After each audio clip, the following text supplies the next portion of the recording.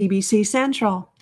Today we're going to do a video of Hear Our Voices, the Poor on Poverty.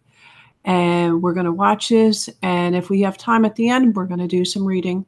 So anyway, let's watch the video, and hopefully it'll touch somebody.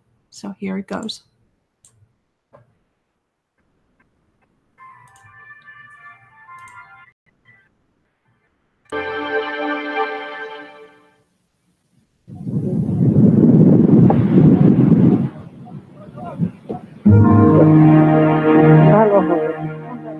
Our lives are worthless. We go from one day to the next, always searching for food. We're filled with sadness. There's no peace in my life.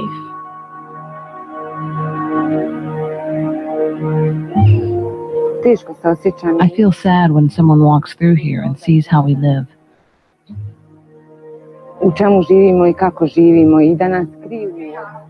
And how they're hiding us from the foreigners who come here, as if we didn't exist.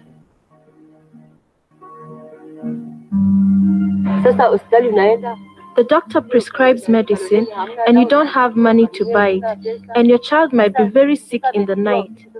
You just watch the child dying and you don't have money to do anything about it.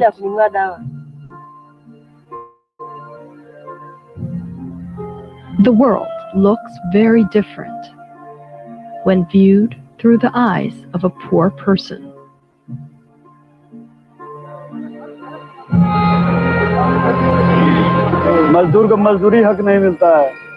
Poor workers like us don't get the rights we deserve. Our boss has us do work and then doesn't pay us. I can hardly feed myself. Inflation is so high now. How can I support a family? From India to Brazil to Bosnia to Uganda, they speak in different languages, but often about the same things: powerlessness and an inability to participate in making decisions that affect their lives, living with vulnerability and risk, and a lack of real opportunity. The problems that poor people face, complex and interlinked, have no easy solutions. In this edition of Global Links, we will explore some of the causes and solutions to poverty. And we will hear from the true poverty experts, the poor people themselves.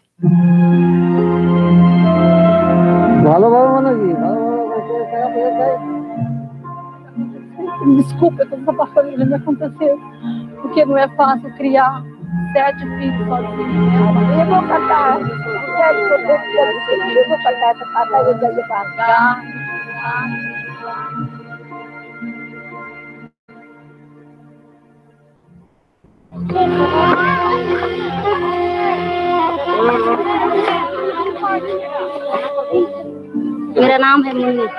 My name is Munni. I started working here in 1988. I work from 5 in the morning to 9 at night. Some days, my hands ache so much that I only earn 40 rupees. I buy food for my kids since my husband doesn't provide for them. Every poor person's experience is unique. But all over the world, people like Mooney share common problems. Low paying, dangerous and back-breaking work for low wages is often the best they can hope for. And when crisis strikes, the poor stand to lose what little they have. What can I do? I'm a poor woman. If I don't work, how do we live? I don't have a government job. If we stay in our village, we can't earn a living. In our village, there's only one crop each year. Among the poor, women and children are especially at risk. While she works, Mooney must also take care of her 3 children.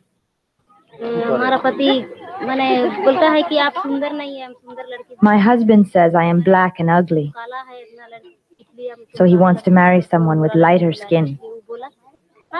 That's exactly what he says. He's working in a bicycle garage. He doesn't ask about the kids. Like the other women working in this outdoor brick factory in Bihar, India, Mooney has little power or control over her life or opportunity to change it.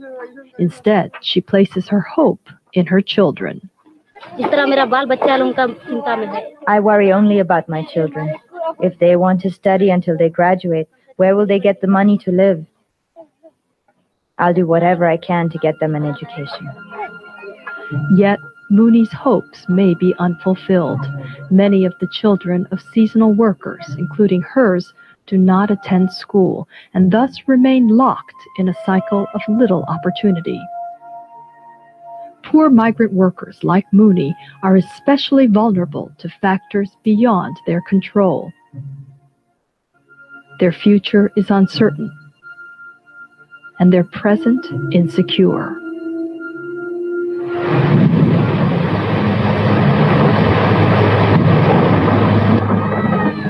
A fierce storm erupts, heralding the coming monsoon. The rains mean there will be no more work until next season.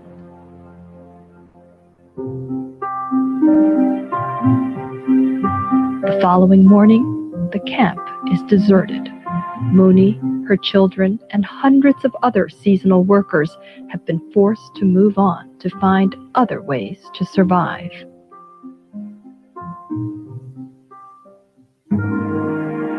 Insecurity, powerlessness, lack of opportunity, multiple disadvantages woven in a vicious web that make it difficult for poor people to escape the hold of poverty.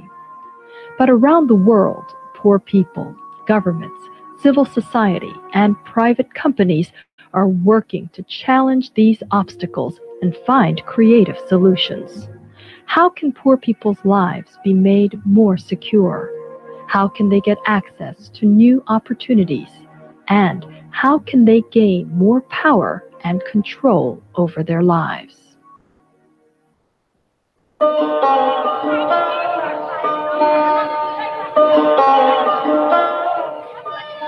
Sheila Devi lives in this slum in the center of Patna, India, without access to electricity, clean water, or a sewage system.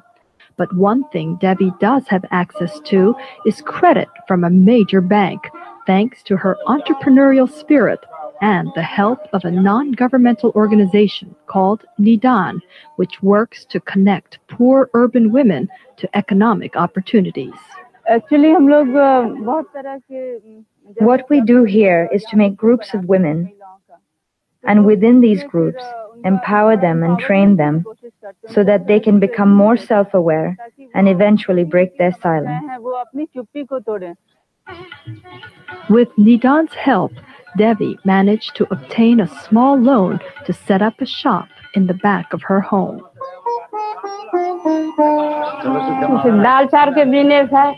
I do business in food grains, spices, and also biscuits. The microloan came from India's second largest bank, the Bank of Baroda. That the cost of servicing these accounts is very less, in the sense that we are associated with the NGO Nidan, who are helping us in identification of the prospective borrowers. Now, Devi is going back to the bank to ask for another, larger loan.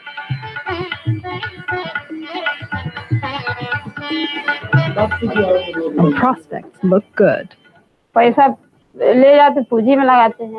I get the loan money,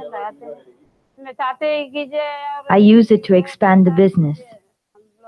We make a profit from the money that goes into the business. I want to use this money to make things better for my children and my business and in building my house.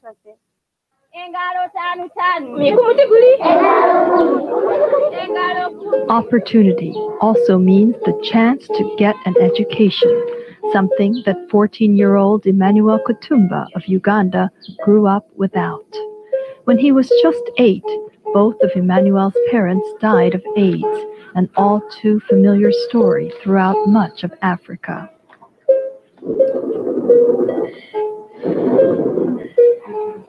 Emmanuel and his brothers, Stephen and Alex, decided to work full-time so that their older sister Rita could finish primary school. I really wanted to go to school, but the money I made just wasn't enough for my school as well. I said to myself, when our sister finishes school, she'll help us go to school. Emmanuel's story is not unusual in Uganda, where until recently, half of the country's children could not afford school. But in 1997, the government responded to people's demands for free public education. The new policy of Universal Primary Education, or UPE, has transformed the lives of Emmanuel and his brothers. When UPE came, we were all able to go back to school. Now that I'm in school, I feel happy. Along with education, another essential step in creating opportunity for the poor is to help them connect to markets and the rest of the newly globalized world. In part, this means creating vehicles they can use to cross the so-called digital divide. Poverty has two different definitions. Poverty of information is one kind of poverty. Poverty of materials is another kind of poverty. Sugata Mitra heads research at NIIT, a fast-growing Indian high-tech company. Mitra's passion is computer-based education, specifically aimed at poor people.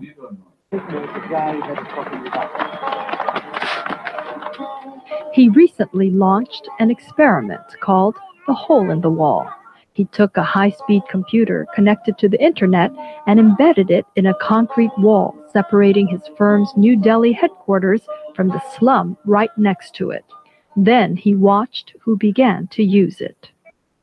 The slum has about 80 children in all sorts of age groups, and those are the kids who came there. What Mitra discovered was that, given access and opportunity, the children, most of whom had little education, could quickly teach themselves the rudiments of computer literacy. In about 5 minutes, they figured out that if they move their finger on the touchpad, the cursor moves. In another 15 minutes, they find out what a click is. And by the end of the day, they were browsing.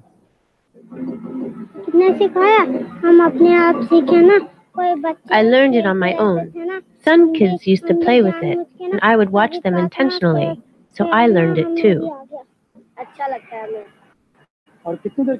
I like to play. It opens at 6 a.m., and after that till 9 p.m., we keep playing on it. All the kids near my house play with it. It was a spiral of self-instruction, if I can put it that way. One child makes an accidental discovery. 3 children come and repeat that, saying, oh, that's cool. If 3 children repeat the same things, they make 3 other accidental discoveries.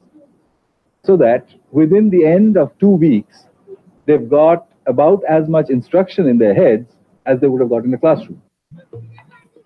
But accessing information is not just child's play.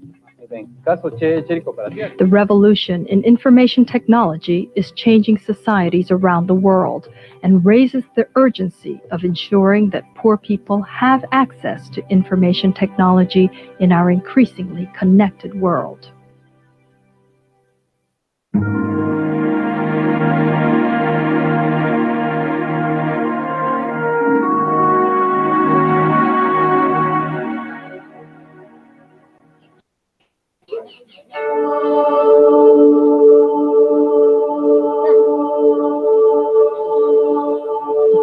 I have children.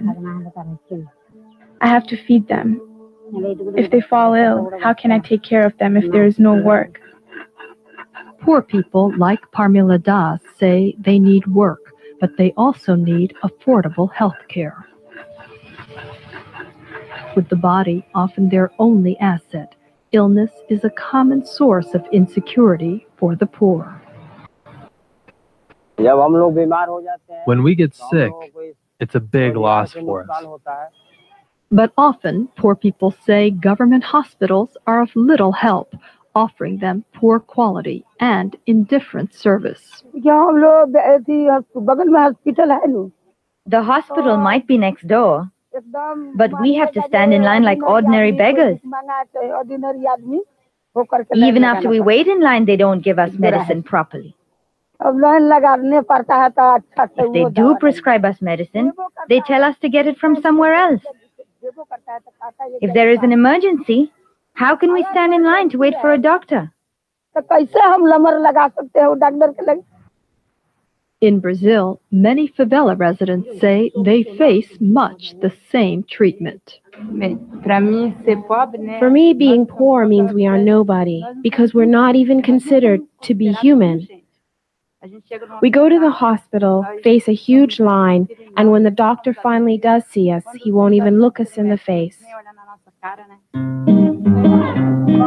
By contrast, these healthcare workers not only look their patients in the face, they often know them by name.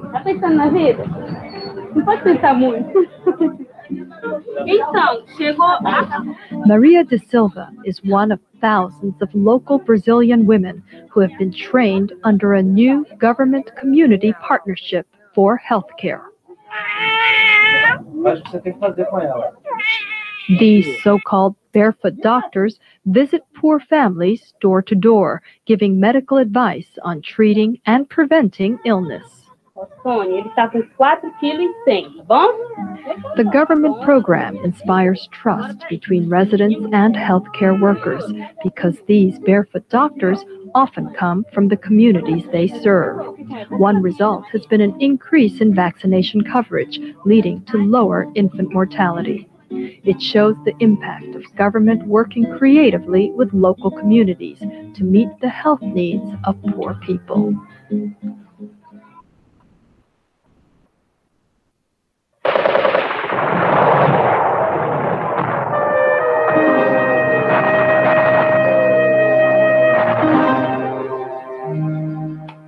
Insecurity comes in many forms. In Bosnia, 65-year-old Smile Zafo is reeling from the consequences of a terrible war. So many were killed. Children, my brothers were killed, and many were injured, my relatives as well. There was a lot of trouble back and forth, and in the end, it was all for nothing. I got no help.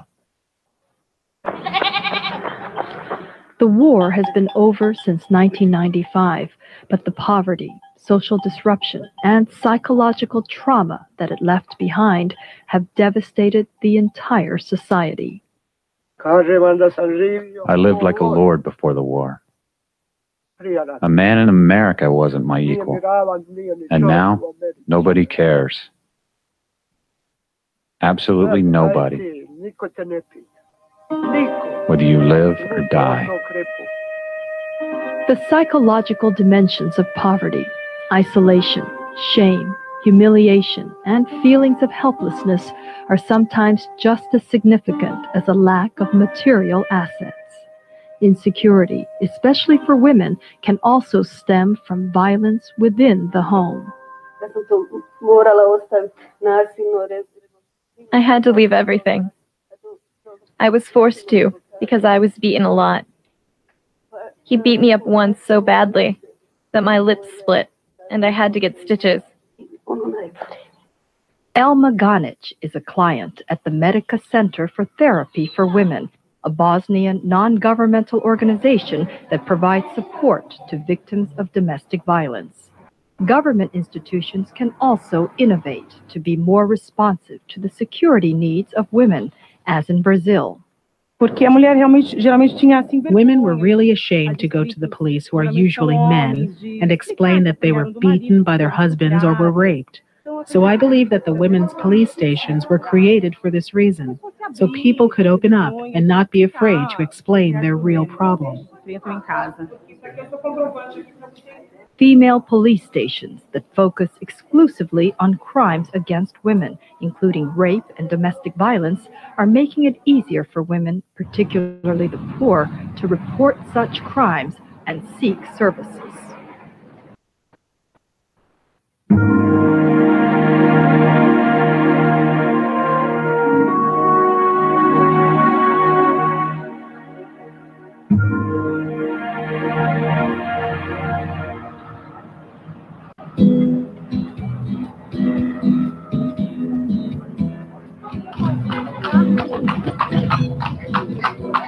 Cheguei em 73.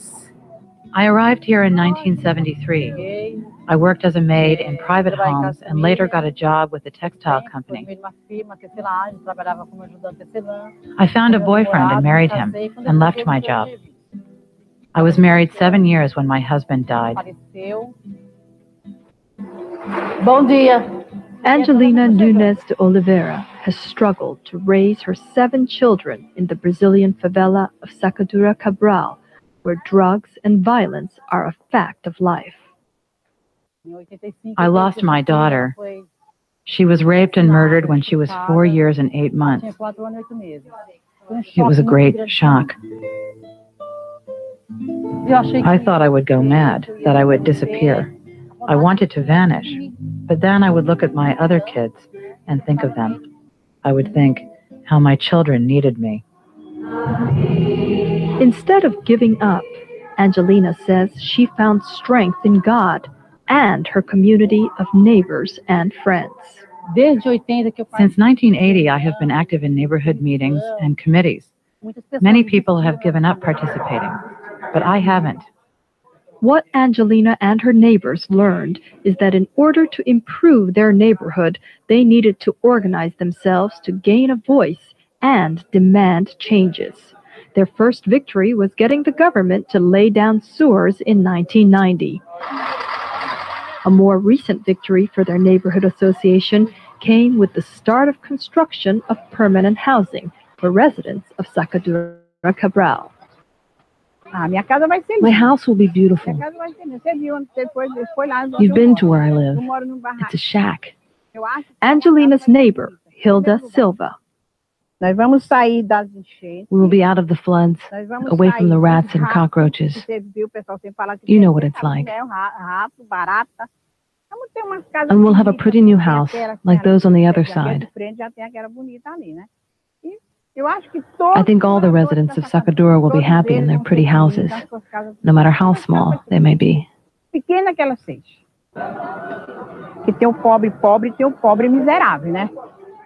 There are the poor and there are the miserable.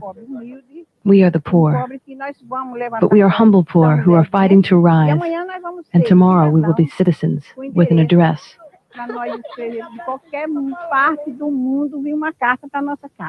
And we'll be able to write letters to any part of the world. We'll have a real address with a zip code of our street. So I don't consider myself poor, only half poor. We have seen how poor people's organizations can make a difference, but for widespread impact, government policies need to change.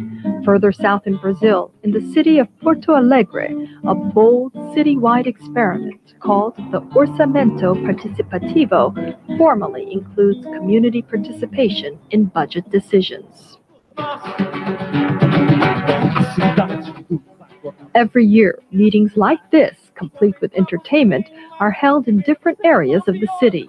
Everyone has the right to put forward their plans to improve their neighborhoods. One of the architects of this participative budget experiment is former Mayor Tarso Genro. E, portanto, o cidadão deixa de ser cidadão formal. Que demanda apenas juridicamente. The citizen is no longer just a formal citizen who won't interact with the state in the political sphere, votes, and goes home. The citizen takes part in the government. It makes public demands in public meetings which then set out the priorities to be discussed with other areas of the city.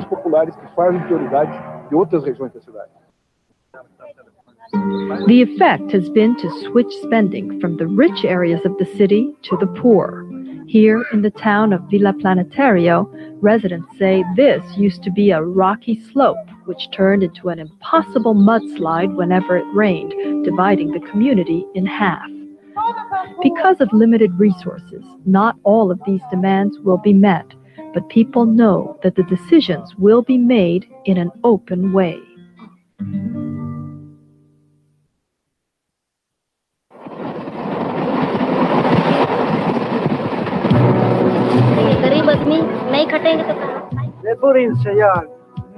We have heard voices of pain, passion, and dignity from around the world.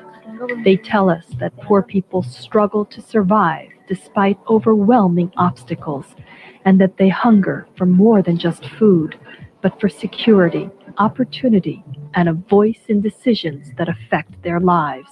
Graças a Deus, Santo André. Thank God we now have some access to City Hall, where I volunteer as a counselor. But a little while back, the poor would come there and would not be let in. We have seen the importance of poor people's own membership organizations and partnerships with government, and the role of the state in providing basic services like education for all, and in innovating to be more responsive to the needs of poor women and men.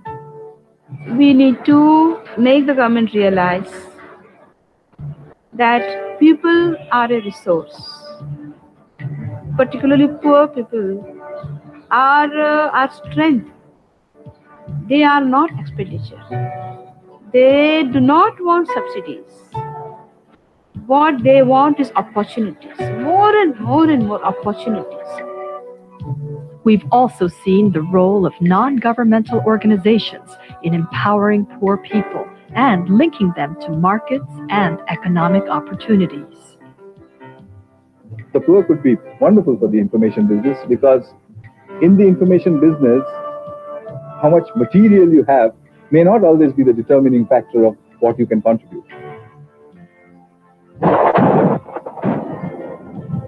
But many problems cannot be solved at the local level, from war and political instability to environmental and economic shocks. National, regional, and global policies are often needed to alleviate poverty. What we have learned is that these solutions must take into account the realities of poor people and recognize that they have much to contribute in shaping these policies.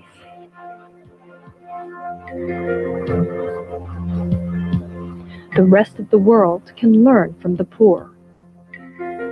Despite their wide-ranging problems, they have both the capacity and the right to offer solutions. And they have voices that deserve to be heard. Listen to the voices of the poor.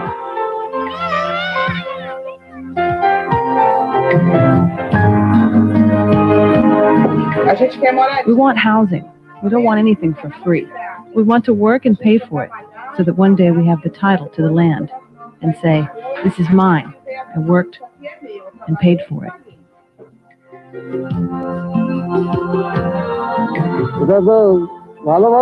What else can a man ask for? You need enough to eat and drink. You need a good house to live in. We can't go without food, because food keeps the body. But our soul needs to be nourished too.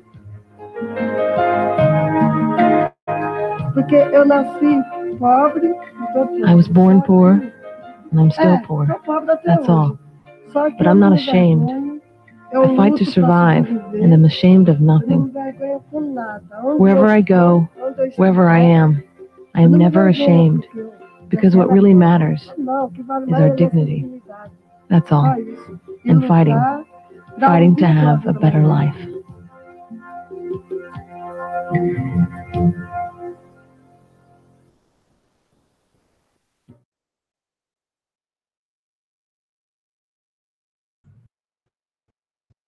Amen. That was a good movie. All right, guys. Our half hour is up for today, so we will continue on tomorrow. The movies that I the videos that I present here on this channel, my main goal is to help open eyes of other people so we can appreciate what we have and maybe open up our hearts and help others even more than what we do already. Anyway, thank you guys. You guys have a blessed one. See you tomorrow. Bye.